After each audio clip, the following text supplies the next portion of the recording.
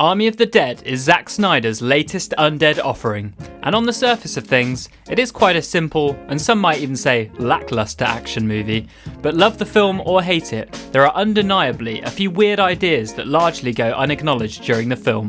So here, we will do a quick recap and explanation of things that you might have missed and some theories behind them. The opening scene may be a bit of a cliche mix of tired lines and bad acting, but did you notice the spacecraft warping out of shot after hovering over what is almost certainly Area 51? Unfortunately, this is not addressed at all in the film and never gets a payoff in the end, but points to either an alien presence watching over Zeus, or the army has technology that far surpasses our knowledge today. The possibility of aliens is an exciting one that is backed up by a few more of the film's weird details, and although unconfirmed at the moment, we could see this theory come to fruition in the animated series, if they decide to grace us with answers, of course.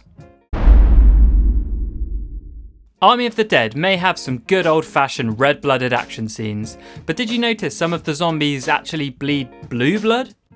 Now, this may just be because the zombification process has done something freaky-deaky to their insides, or it could again be evidence of their alien origins. Or hell, maybe Zack Snyder's colourblind. How does that work?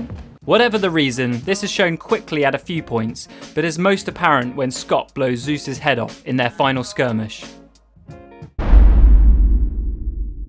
Dawn of the Dead gave us an iconic jump scare in the form of a zombie baby.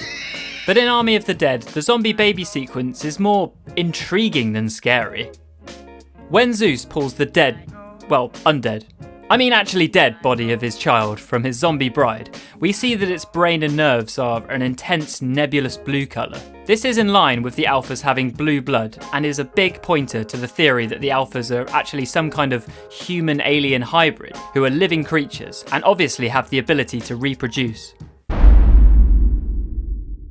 It may seem like the zombies in Army of the Dead come in just two varieties, the Shamblers and the titular Alpha, but the keen-eyed among you know that there is a third undercover type which will come as a surprise to anyone who didn't read about them in one of Zack Snyder's pre-release statements.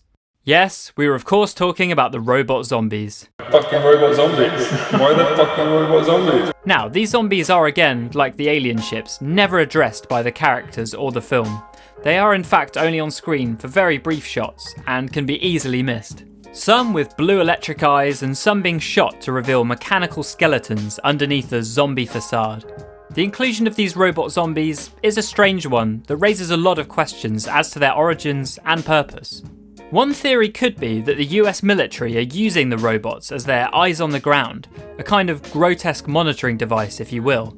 This would certainly allow the army to be able to see the Alphas progress and definitely fits into their plans to weaponize the zombies into some kind of,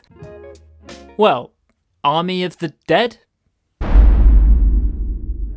We see the possibility of a time loop hinted at by Vandero when they're all in the vault, and see a team of dead soldiers wearing the same clothes as the team. This is merely brushed off as just being another gang sent in by Tanaka, who met a grisly end while attempting the exact same job. And although this could be taken at face value, there are also quite a few details that point to something even deeper. Firstly, the team's clothes aren't just similar, they are identical, which is a pretty big coincidence. Then we have the team sitting at the casino finding a set of identical vault blueprints, suggesting that the sequence of events has happened not just twice, but multiple times, with each iteration of the group getting to different stages of the mission each time. Vandero also talks about the cyclical nature of stories with death and rebirth, quoting Joseph Campbell's book A Hero's Journey. This time loop idea also supports probably my favourite theory, which is that Vandero is actually Zeus. And this ties in nicely with the time loop idea and has its own details that make it a very real possibility. To start with, Vandero's hair is very similar to Zeus's hair at the beginning of the movie, and we also see that Zeus is wearing dog tags, alluding to him being a soldier.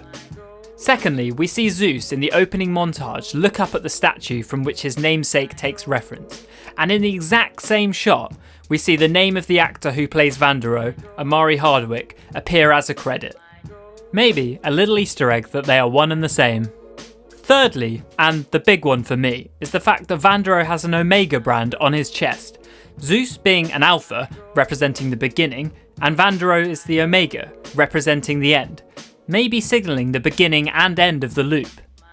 So maybe at the end of the film, when he is the only infected left alive, he is then captured by the military, tested on, thus becoming Zeus in the process and starting the loop all over again. So there you have it, a few things that largely go unnoticed during the film and leave us with big questions at the end. Will we find out where the hell those robot zombies came from? Will Vandero be revealed as the Proto-Zeus? Will Zack Snyder deny us all of these answers and break our hearts forever? Who knows? We'll see you next time.